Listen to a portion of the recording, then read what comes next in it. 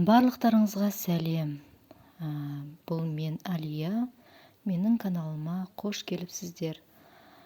Сіздерге қыста сақталатын болгарский перец және де басқа да көкөністерді сақталу жолын көрсетемін және айтатын боламын. Болгарский перецті осылай тазалап аламыз.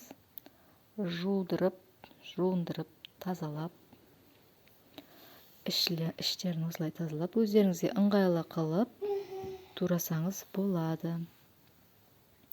Осындай пакетке саламыз да ыңғайлы қылып кішкенеден бөліп салсаңыз болады.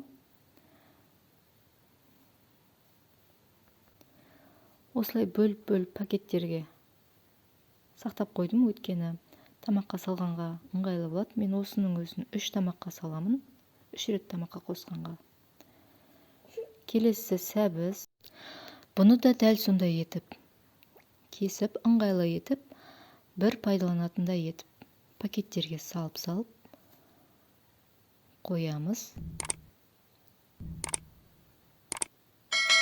Өзім пайдаланып жүрмін жылда. Үсіп кетеді деп тым уайымдамаңыз.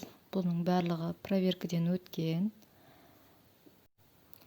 Егер сәбіз салатын жасайым десеңіз, оны да осылай теркіден өткізіп қатырып қойсаңыз болады. Мантының тағы да басқа тамақтардың подливасына, еттің тұздығына, осы сәбіздердің қатқан бөлігін сындырып қосып жерсеңіз, керемет күшті болады. Түрі де әдемі. Және де тамаққа сәбіз қосамын деп турап ашып жүрмейсіз. Дайын тұрады. Тем более қыстың күні сәбіздер қымбаттап кетеді. Былтыр сәбіздердің қымбаттағанын көрдіңіз ғой. Сол сияқты осылай қатырып қойсаңыз, сәбіз сатып алып жүрмейсіз.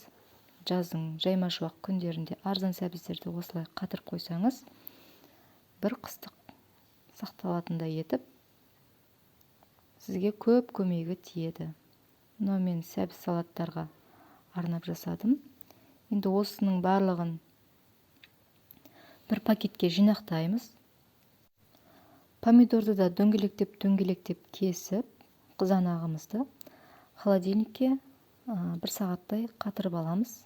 Оны да осылай қатқаннан кейін пакеттерге жинақтап, бұны да сақтап қойсаңыз болады. Пиццалардың бетіне осы помидорларды қойсаңыз болады. Не болмаса тамаққа да қоссаңыз болады. Керемет дәм береді. Бұл да қыста қатты қымбат болып кететін көкөністердің бірі. Енді мен фаршированный перецке де дайындап қоюды шештім. Осылай іштерін тазалап, жеке бөліп пакеттерге орналастырып қатырып қойдым. Менің каналыма тіркелуді ұмытпаңыз, подписаться батырмасын басып кетіңіз, және де лайк баса отырыңыз. Осылай қаз-қатар етіп пакетке салсаңыз да болады, бір-біріне кегізсеңіз де болады. Биылға тек осы көкөністерді ғана сақтадым, жылда сақтаймын. Менің холодильнигім кішкентай, тек осы астына ғана сақтадым. Менімен болғандарыңызға рахмет, сау болыңыз.